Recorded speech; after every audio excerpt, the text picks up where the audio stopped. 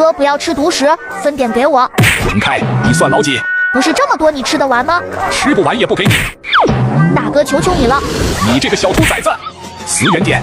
这石头缝里有能量水晶，我赶紧把它吞噬。我瞬间就升级了，这里还有个宝箱，居然召唤出2个小弟。我去，你怎么这么快就升级了？因为仇恨让我变得更强，去死吧！嘿嘿。快手，拥抱每一种生活。